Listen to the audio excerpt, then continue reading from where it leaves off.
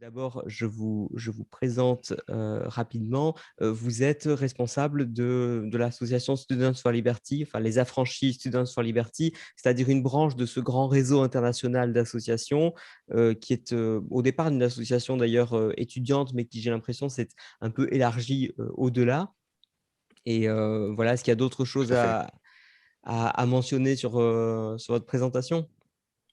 Oui, alors très brièvement, donc c'est vrai qu'à la base, nous sommes une association d'étudiants, mais on a des étudiants qui restent un petit peu plus longtemps. L'exemple, c'est que moi-même et Elodie, nous ne sommes déjà plus étudiants. Donc nous sommes déjà, disons, au moins un pied sur le marché du travail. Et donc voilà, peut-être pour peut-être se présenter juste nous Oui, personnellement, bien puis sûr. après on pourra commencer. Donc voilà, moi je m'appelle Guillaume Moukola, je suis à Students for Liberty depuis 2017. Donc j'ai commencé à Grenoble en coordinateur local. Et là Ouais, depuis 2020, je suis président des affranchis Students for Liberty, donc la branche française des SFL. d'accord. Et Très bien. Elodie, de ton côté? Et pour ma part, j'ai rejoint SFL depuis 2017 aujourd'hui. Là, Oui. je gère la branche française, donc à échelle nationale, et j'écris régulièrement pour des journaux comme Contrepoint, La Tribune, etc., sur des thématiques en lien avec l'actualité, D'accord, sous un filtre libéral, bien sûr. Voilà. bien sûr. Et comment est-ce qu'on pourrait définir l'association Les Affranchis Students for Liberty? Est-ce que c'est plutôt un think tank, plutôt une association militante comme pouvait l'être Liberté Chérie à l'époque? C'est-à-dire on sortait faire des tractages, coller des affiches, etc. Enfin, quand je dis on, je l'ai fait, je ne l'ai pas fait souvent, mais enfin, je l'ai fait quelques fois. Voilà. Est-ce que vous avez des actions militantes ou est-ce que c'est plus un club de réflexion ou plus même en fait un réseau social entre libéraux? Comment ça se passe? Alors, je dirais que c'est les trois à la fois. Après, bon, Ouais, peut-être que je n'irai pas jusqu'à pousser à dire en disant qu'on est un think tank. C'est vrai qu'on a fait quelques expérimentations, on a écrit quelques rapports, mais disons que l'idée, c'est de conduire les gens à la réflexion, hein, à réfléchir, notamment les jeunes sur les campus, à réfléchir à la liberté, aux idées de la liberté et toutes les différentes formes qu'elle peut prendre. Donc, ça veut dire une forme de militantisme, mais on passe beaucoup donc par la rédaction d'articles, la contribution au débat public et l'organisation finalement d'événements, ça peut être des conférences ou des cafés-débats, ce ouais. type de choses. D'accord.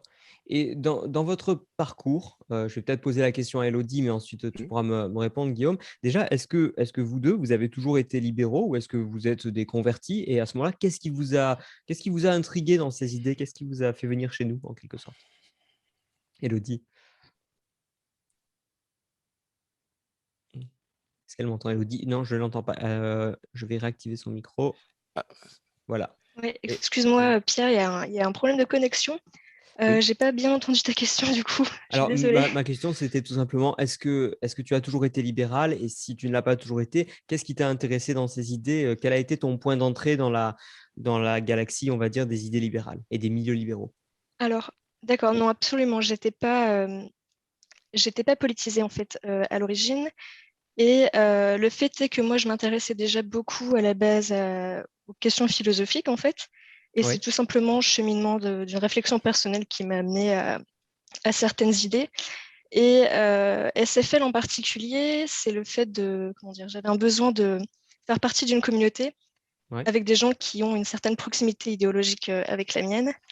Et du coup, c'est ce qui m'a amené à SFL, à d'accord. rejoindre SFL en 2017. Et donc, comme quoi, on a beau être libéraux, on ne vit pas non plus tout seul dans des grottes. On a besoin aussi de contacts Non, c'est sociaux. sûr. le lien social. On a quand même besoin de lien social. Et d'ailleurs, en ce moment, enfin, comment vous le vivez, vous, les histoires de confinement, etc. Parce qu'on entend souvent que c'est encore plus difficile à vivre pour les jeunes. Alors, je ne sais pas, vous avez autour de 20, 24, 25 ans, il Mhm. me semble. Est-ce que pour vous, l'année 2020 était particulièrement difficile en termes d'isolement, etc. Ou vous avez l'impression qu'on vous fragilise un peu plus que ce que vous l'êtes, quoi? Alors, moi personnellement, Question touchy. ouais. Ouais, Alors moi, quand ça a commencé, j'étais encore étudiant, donc c'est, ouais, disons, le deuxième semestre de tout mon master qui était à distance. Et je connais des personnes même qui ont fait un master 2 spécialisé, qui ont commencé en septembre, qui ont fait tout leur master à distance, donc ah voilà, ouais, les 2 ans de sur master. Zoom. Ouais. Et honnêtement, j'ai fait pas mal le tour de mes amis ces dernières semaines, la famille qui ont à peu près, qui sont aussi étudiants. C'est très compliqué pour tout le monde, en fait. Mm. Parce que, à la limite, le premier confinement, on était tous prêts à peu près, on était tous prêts à l'accepter, à faire un effort pendant un semestre. Mais là, tout le monde commence à être vraiment très fatigué. Euh, Quand on a déjà beaucoup de cours de base, quand c'est sur Zoom et qu'on voit personne de la journée et qu'en plus, ça va être près à 18h, c'est confinement, enfin, c'est le couvre-feu et que du coup, on ne peut pas sortir, Ouais. c'est très compliqué. Puis moi, j'ai des amis aussi, après, ça dépend dans les secteurs dans lesquels on est, mais j'ai des amis qui sont certains comme la culture, qui commencent à renoncer à leurs rêves, parce que déjà, on disait que de base, c'est très compliqué Ouais. d'investir ce secteur-là, mais c'est-à-dire qu'aujourd'hui, c'est complètement impossible. Donc, moi, le constat que je fais aujourd'hui, c'est que tous mes amis, en tout cas de tout mon entourage, pour tout mon entourage, c'est très compliqué. Et même quand on essaye de faire des sorties, de se voir un petit peu, il y a quand même une ambiance assez particulière. Ouais. Euh, donc, bon. D'accord. Et Et Elodie, tu feras compléter, j'imagine. oui. Non, mais je, Mhm. Vas-y. je confirme les propos de Guillaume. D'ailleurs, dans le cadre d'SFL, justement, on avait rédigé une tribune sur le désespoir de la jeunesse, mot pour mot. Et moi, j'ai été assez, pas étonnée, mais ce qui m'avait marqué le plus, c'est que dans les témoignages que j'avais reçus, c'est la plupart de mes connaissances, mes amis m'avouaient à demi-mot qu'il y avait des tendances suicidaires, en tout cas. Donc, je Ouais. pense que ça reflète assez bien la situation de la jeunesse actuellement et le fait qu'on a peut-être sous-estimé l'impact psychologique des mesures restrictives. Euh, voilà. D'accord. Et ceci dit, donc là, malgré ces difficultés, est-ce que de manière plus générale, dans le combat libéral tel que peuvent le vivre justement des générations comme les vôtres, enfin bon, qui ne sont pas très éloignées de la mienne, hein, je dois avoir 10 ou 15 ans de plus, mais enfin, c'est déjà quand même une génération un petit peu différente. Quels sont les motifs d'optimisme, on va dire? Peut-être de ton côté, Elodie, peut-être un peu les crypto-monnaies, ce genre de choses, mais qu'est-ce qui vous rend optimiste pour la suite? Alors qu'on entend à longueur de journée que la dépense publique augmente, les libertés diminuent, etc. Comment on fait pour continuer à rester enthousiaste, quoi? Justement, j'y réfléchissais tout à l'heure et je pense que malgré tout, en France, il y a quand même, je pense qu'il y a des ficelles sur lesquelles on peut quand même tirer en fait et que tout n'est pas perdu. Et le simple exemple, par exemple, désolé, j'ai du mal à l'exprimer. Euh, je pense qu'il y a des éléments sur lesquels on peut insister en tant que libéraux et modifier nos éléments de langage pour nous rendre plus audibles dans le débat public. J'ai remarqué que beaucoup de Français étaient assez sensibles à certains discours, liés au fait notamment que ils aiment faire leurs propres choix pour leur vie personnelle. Ils aiment bien que l'État leur foute la paix. Ouais. Et je pense que nous, on peut essayer de tirer sur ces ficelles-là pour essayer d'imposer nos propres valeurs, entre guillemets, mais tout en restant dans la fenêtre d'Overton, si tu vois ce que je veux dire. Mais... Oui, je ne saurais plus la définir comme ça de tête, mais j'en ai souvent parlé. Et non, mais voilà, c'est ce qui me rend optimiste malgré tout. Sur les crypto-monnaies, oui, ça c'est encore un vaste sujet et je pense que ça dépasse largement l'aspect national pour le coup, quoique en France, on n'est pas si bien positionné que ça par rapport à outre-Atlantique, par exemple, où les régulateurs sont assez frileux et pour cause. Mais ouais.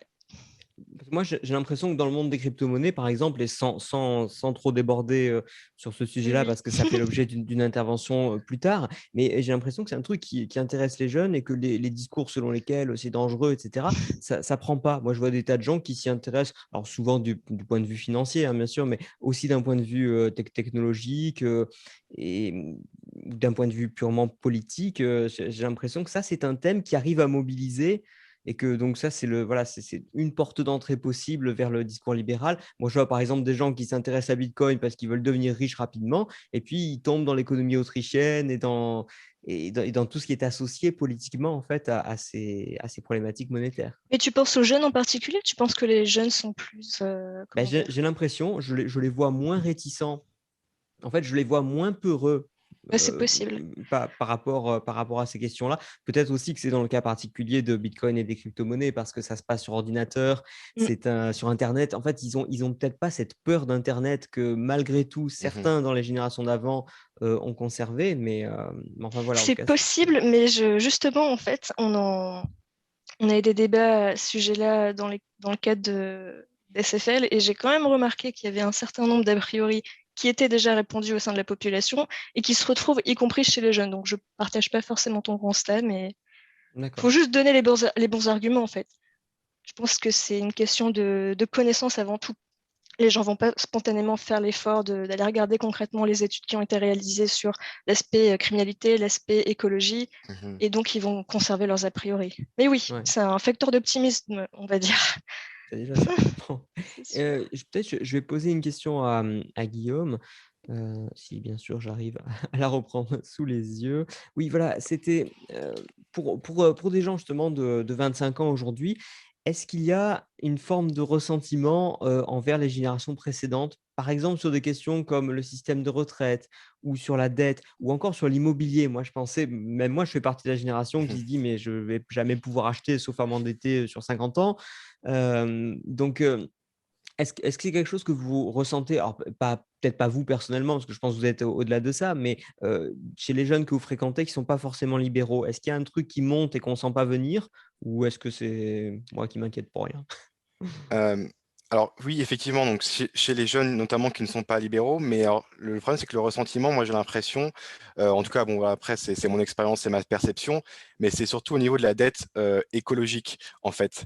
Ouais. Heu, Parce que bon, il y a beau avoir il y a un vrai conflit, enfin, il y a beau avoir des conflits intergénérationnels, il y a quand même, voilà, dire que tout ne dé là je ne détermine pas tout, et sur les questions comme la dette ou les retraites, même si les libéraux vont avoir une certaine perception, et des jeunes, par contre, qui n'ont pas les mêmes affinités politiques, vont avoir une perception différente. Et par contre, par exemple, il y en a qui vont argumenter que finalement la dette, c'est pas un problème, et que le vrai problème, donc la dette financière, la dette de l'État, c'est pas un problème, et que le vrai problème, c'est la dette écologique. Et alors, moi personnellement, je suis pas du tout de cet avis. En fait, je peux comprendre, donc je comprends tout à fait le problème du changement climatique et de notre modèle, et le fait que voilà, il faut réfléchir, qu'il faut une certaine dose de progrès pour surmonter les enjeux actuels. Mais il existe notamment le phénomène Greta Thunberg l'illustre très bien. Il illustre un vrai ressentiment où on en veut vraiment aux générations précédentes pour avoir donc prétendument consommé trop de ressources, ou avoir, disons, vécu une belle vie grâce à un système économique qui n'était pas durable. Mmh. Et nous, en fait, en tant que libéraux à SFL, on essaye d'approcher la question différemment. C'est-à-dire que, alors oui, on peut accepter que le modèle de développement enfin le modèle sur lequel s'est basé le développement et l'enrichissement des générations précédentes euh, n'est pas durable, dans le sens où il va falloir le faire progresser. Mais c'est-à-dire que à l'époque, il n'y avait pas non plus les connaissances nécessaires. C'est-à-dire qu'on ne peut pas atteindre la perfection, le modèle parfait, soutenable, vert, du premier coup. Et au contraire, en fait, ce que nous ont laissé ces générations, c'est une accumulation de richesses, de capital, de savoir, de connaissances, d'innovation, qui vont nous permettre à nous de surmonter ces obstacles-là. Donc, c'est-à-dire qu'on essaie d'avoir, enfin moi en tout cas, j'essaie toujours d'avoir cette approche progressiste, enfin progressive, expérimentale, en disant, alors oui, certes, les générations, donc le modèle passé n'était pas parfait, mais on a aujourd'hui plus de clés en main pour justement le perfectionner, et c'est comme ça qu'il faut aller de l'avant. Ouais. Effectivement, ouais, moi, c'est le constat que je partage, c'est que le modèle d'avant était pas parfait, mais il était probablement mieux que le modèle d'encore avant où, contrairement aux images qu'on a, où les gens peuvent s'imaginer qu'on vivait en harmonie avec la nature, non, c'était horrible la manière dont les fleuves étaient pollués, les forêts, qu'on complètement, abattues comment dire, pour fabriquer tout le fer, et toutes les enfin, comment dire, pour chauffer, bâtir la civilisation industrielle. Enfin, il y avait vraiment, il y avait aucun égard pour la nature. C'est vraiment un luxe qu'on peut se permettre, aujourd'hui. De manière générale, est-ce que vous avez l'impression, je vous pose la question à tous les 2, hein, vous répondez, si vous voulez. Est-ce que si je vous dis globalement, est-ce que vous viviez mieux que la génération avant vous ou plutôt moins bien? Hmm. Qu'est-ce que vous dites? Moi, personnellement, j'ai envie de dire mieux. Enfin, de mon expérience, j'ai envie de dire mieux pour plusieurs raisons. On va Oui. dire, voilà, aujourd'hui, on peut très facilement et pour enfin, une modique somme, voyager dans toute l'Europe. On a un accès à la connaissance grâce à Internet, au savoir qui est infini. Voilà, il y a plein d'exemples qui font que, objectivement, dire qu'on a une meilleure qualité de vie, mais c'est aussi un progrès qui, je pense, il faut l'avouer, il faut le reconnaître, qui est à double tranchant. C'est quelque chose qui est une problématique qui est liée à la technologie de manière générale, où notamment avec les réseaux sociaux et les addictions aux écrans.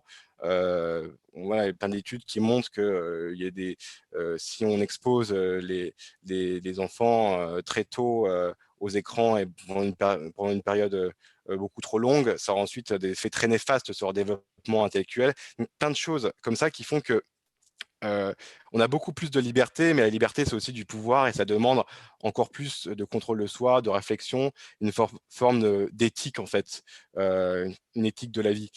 Après, j'irai pas jusqu'à dire que c'était mieux avant, parce qu'aujourd'hui, avec les technologies, tout est trop compliqué. Mais moi, je pense que voilà, on a aujourd'hui, en tout cas, dans son sens, beaucoup plus de liberté, en fait. Oui, Mais c'est aussi beaucoup plus c'est de plus dur de responsabilité. naviguer, en fait, parmi toutes ces possibilités. Ouais, j'ai tout à fait la même impression que toi, hein. Après, je vais laisser, Élodie répondre, mais c'est l'idée selon laquelle on a beaucoup plus de possibilités et qu'en faisant le meilleur usage possible de ces possibilités, notamment en matière de formation, eh bien, on peut faire plus que compenser l'inconvénient qu'on subit, par exemple sur le prix de l'immobilier ou sur la difficulté à trouver du travail parce qu'il y a des statuts trop protégés, pour des générations précédentes, ou le fait qu'on n'aura pas de retraite. Je veux dire aujourd'hui, on a accès en fait à l'investissement dans la finance de n'importe quel pays du monde entier via les ETF, qu'on peut acheter en bourse. Aujourd'hui, la bourse, c'est largement désintermédié et cetera. Il y a des tas de choses, je trouve, qui compensent les inconvénients qu'on a. Donc voilà, mais enfin, c'est vrai que ça demande beaucoup de boulot, effectivement. Élodie, qu'est-ce que toi Mais tu pour dis la même nuancer, chose ou pas? enfin, bien entendu, je suis d'accord sur ce constat-là. Et c'est pour ça d'ailleurs que j'ai un peu de mal avec l'idée de fracture générationnelle. L'idée aussi comment dire, de reporter la responsabilité de certains problèmes sur une classe d'âge en particulier. Mmh. Mais je pense qu'on peut pas nier pour autant qu'il y a quand même des politiques qui ont été adoptées ces 40, 50 dernières années, en toute conscience, que ce soit au niveau de l'endettement public, du coup, des retraites, de l'immobilier. Et je pense que c'est aussi important de souligner qu'en France, on est l'un des rares pays d'Europe où le niveau de vie moyen d'un retraité est un petit peu supérieur à celui des Ouais, actifs. De mémoire, il me semble que les pensions de retraite étaient passées d'environ 5% en 59 à 14% du PIB en 2016 ou en 2018, je ne sais plus, mais c'est assez révélateur en tout cas. Je pense que d'accord, c'est une tendance qui est important de relever d'accord. et de Et nuancer le débat sur ce point-là. non, mais je trouve vraiment les 2 points de vue sont valables, mais c'est plutôt je trouve qu'il y a des arguments de chaque côté pour dire, Mm. on a perdu sur certains aspects, on a gagné sur d'autres. Maintenant, voilà, comment est-ce qu'on ressent la balance? Et c'est peut-être justement plus une question de ressenti que de réalité objective. Hem Voilà, il y a probablement des gagnants nets et des perdants nets, mais bon, en tout cas, je pense qu'il y a un vrai monde de possibilités, pour des jeunes, éduqués, notamment urbains et cetera. Enfin, dans des pays comme les nôtres, en tout cas, c'est assez encourageant. Une autre question que je voulais vous poser, c'était, voilà, quel regard vous portez sur le combat des générations précédentes de libéraux? Sur la stratégie qui a été la leur, parfois de se mettre en politique, de beaucoup insister sur l'économie. Voilà, quel regard vous portez sur leurs réussites, leurs échecs et peut-être le futur aujourd'hui du combat libéral, par exemple au niveau politique. Je vois monter par exemple la personnalité de David Lisnard ou des gens comme ça. Qu'est-ce que ça vous inspire tout ça? Alors, Élodie, tu veux répondre ou... Oui. Écoute, j'avais pas vraiment réfléchi à cette Ouais. question-là. J'ai pas vraiment d'avis, en fait, je t'avoue que. Enfin, tu peux préciser, en fait, Pierre? Tu parles Bah, du combat des. je voulais dire, alors, je vais poser la question autrement. Est-ce que c'est pas un peu déprimant de voir qu'il y a des générations de libéraux talentueux, on en a vu passer certains Mhm. aujourd'hui, qui portent un discours fort, bien argumenté, bien écrit, etc., depuis les années 60, 70, et malgré tout, la place de l'État n'arrête pas d'augmenter. Ah Est-ce oui. qu'il n'y a pas un petit Non, côté mais. désespérant? Est-ce Non, qu'il y mais a bien quelque chose sûr qu'ils qu'il ont y a un mal côté fait? désespérant, mais c'est le combat politique, le combat des idées, pour être précis, c'est un combat qui est extrêmement lent et fastidieux. Donc, je comprends que par moment, les libéraux et, comment dire, désespèrent. Mais d'ailleurs, moi, il y a quelque chose qui me donne assez espoir et qui m'étonne au fur et à mesure des années qui passent. C'est le fait que Contrepoint, pour le coup, le journal libéral de référence en France, Bien sûr. voit ses lecteurs exploser d'année en année, en fait. Ouais. Et moi, personnellement, ça m'étonne. Et je pense que ça illustre assez bien ce que j'expliquais tout à l'heure sur la nécessité d'imposer ses propres valeurs et de changer des éléments de langage et de prendre sa place dans le débat public, en fait. Ne pas laisser les étatistes ou les socialistes imposer leurs propres valeurs, leur propre vision des choses, leurs propres éléments de langage. Donc ça me donne espoir et je pense qu'il ne faut pas. Enfin oui, voilà. D'accord. Moi, je voudrais rebondir en disant Il y a une que porte de sortie, disons. Je pense qu'il y a une porte de sortie. après, Pardon, c'est vrai donc. que c'est très frustrant dans le sens où il y avait toute une génération là, dans les années 60, 70, intellectuels qui portaient un message fort du libéralisme, qui finalement, ça ne s'est pas concrétisé politiquement. Il n'y a pas eu vraiment de grands tournants néolibéral. D'ailleurs, je crois que Kevin Brooks serait mieux placé pour en parler, parce qu'il me semble que c'est le sujet l'objet de sa thèse. Ouais, il est là pour nous parler de pétard cet après-midi, donc. Mais voilà, ce que je veux dire, c'est que c'est pas non plus perdu parce que ça veut dire, nous voilà, il y a pas longtemps, on a publié un ouvrage, une anthologie libérale, donc plein de textes, donc de textes libéraux en fonction qui abordent différents thèmes d'un point de vue libéral. Et il y avait notamment, on a insisté aussi sur les auteurs français. Et en fait, on se rend compte que ça nous a on a un vrai héritage de cette tradition libérale française qui existe depuis très longtemps, mais qui a été perpétuée voilà, dans les années 60, 70, et qui existe encore aujourd'hui. Et ce sont des textes, des pensées d'un libéralisme qui est réactualisé, sur lequel on s'appuie aujourd'hui pour analyser l'actualité, pour en débattre. Donc, et je pense que c'est alors même si aujourd'hui, si on analyse le paysage politique, on a un petit peu l'impression d'être orphelin. Je pense qu'on a au moins une base sur laquelle on peut partir. Et nous, toute notre idée du social change à Students for Liberty, c'est l'idée qu'avant de vouloir faire la révolution en politique et de vouloir amener un candidat aux élections, c'est d'essayer de faire vraiment du travail de fond en essayant de changer en fait la mentalité sous-jacente des gens. Et c'est seulement parce qu'en fait les politiciens, moi voilà, j'ai une approche assez pragmatique de la chose.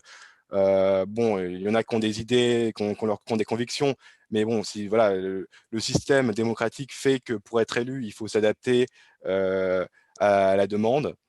Il faut adapter l'offre politique à la demande. Et nous, voilà, on essaie justement d'influer sur la demande en faisant du travail de fond, voilà, en contribuant au débat public. Et Élodie a très bien rappelé le succès de Contrepoint. Tout ça, c'est des choses qui font que progressivement, les mentalités changent et que la politique nécessairement va suivre après. Mais c'est du travail de très longue haleine, c'est sûr. Donc, il faut être patient. Et peut-être une dernière question avant de passer à Édouard et Kevin. Qu'est-ce que qu'est-ce que ça vous inspire, la possibilité que les gens commencent à désobéir au confinement? Est-ce que justement on ne se fait pas toute une montagne des restrictions qui pèsent sur nous, des restrictions légales qui pèsent sur nous, alors qu'après tout, on est plus nombreux et que si on décide d'ignorer en quelque sorte, et j'incite pas du tout les gens à le faire, mais si les gens se mettaient à ignorer les consignes des politiques et à sortir de chez eux, à ne plus porter le masque, dans certains contextes, même lorsque c'est obligatoire et cetera, est-ce que les gouvernements ne seraient pas un petit peu débordés? Et est-ce que c'est pas surtout un peu ce qui est en train d'arriver, ce qui risque d'arriver avec des jeunes générations qui se disent: «Bon, après tout, si je débranche ma télé, tiens, tout d'un coup, je me sens plus libre, quoi. Si je réfléchis moins avant de faire les choses, peut-être que la vie est plus facile et plus agréable». Je pense qu'effectivement, c'est ce qui est en train d'arriver progressivement. Déjà, il y a de moins, comparé au premier confinement, je suis persuadé qu'il y a de moins en moins de personnes euh, qui vraiment se plient aux exigences, notamment en matière de couvre-feu, parce que l'État perd progressivement, et notamment ces mesures perdent progressivement de leur légitimité. Et donc, il y a vraiment, ouais, en fait, il y a vraiment une une crise de confiance et de légitimité. Et c'est pour ça aussi que ça devient de plus en plus difficile à contrôler, parce que les mesures ont de moins en moins d'impact. C'est aujourd'hui le virus continue à se propager. Hein. C'est pas parce que jusqu'ici les petits commerces étaient encore restés ouverts. C'est tout simplement Ouais. pas parce que les gens bravaient le couvre-feu pour faire des soirées, parce que bah, parce qu'on en peut, enfin parce que on a atteint une limite. Et il n'y a pas vraiment il n'y a pas de volonté politique de montrer de faire une certaine forme de désobéissance civile et, il n'y a pas, donc il n'y a pas de il y a pas de démarche politique là-dedans. C'est juste que les gens considèrent qu'aujourd'hui les mesures sont complètement irrationnelles, que l'État a complètement failli dans plein de domaines, et que du coup ces mesures-là sont plus légitimes, et peut-être parfois de manière inconsciente on s'octroie effectivement le droit de braver ces interdits. OK, bah, écoute, on conclura là-dessus. Simplement, est-ce qu'on peut indiquer aux gens qui seraient intéressés, peut-être pour vous rejoindre, heu, est-ce qu'il y a des pages internet qu'on peut consulter? Est-ce qu'on peut adhérer aux affranchis? Est-ce qu'il y a une limite d'âge? Comment on peut faire pour contribuer au combat libéral si on est Non, il n'y a pas relativement de, jeune et qu'on est intéressé par les affranchis? il y a pas de limite d'âge, Pierre. Bon, Oui, je vais alors on adhérer a. alors, ça va. J'ai Tu 36 peux, ans, je peux encore? tu peux adhérer si tu veux. Si, on a un site web. Alors, on n'a pas le nom de domaine le plus intuitif, mais c'est les Les affranchis affranchis, SFL France. sflfrance.fr. D'accord, mais je pense que si on tape les affranchis, bah, puisque Google existe, gloire à Dieu, Voilà, voilà, exactement. on peut Merci taper, Google, comme qui dirait. Et voilà, ouais. si vous tapez les affranchis dans un moment, vous tombez sur notre site, mais vous pouvez aussi nous suivre sur tous les réseaux, Facebook, Twitter, LinkedIn, Instagram. On partage régulièrement des posts nos activités, qui vous aussi vous ramèneront vers notre site internet. Ouais, puis j'espère que vous reprendrez Puis aussi les conférences les conférences en présentiel dès que les restrictions seront un peu levées, parce que c'était ça aussi voilà, qui était sympa avec SFL, c'était les conférences régionales et les choses comme ça, Difficile de également. recruter dans ce contexte-là, c'est sûr. Mais oui, bien je sûr. plus ouais. Bon, bah, on compense en passant du temps sur internet. Par exemple, sur le forum libéraux.org, on recrute aussi. Tout à fait. OK. Tout à fait. Bon, merci beaucoup à vous 2.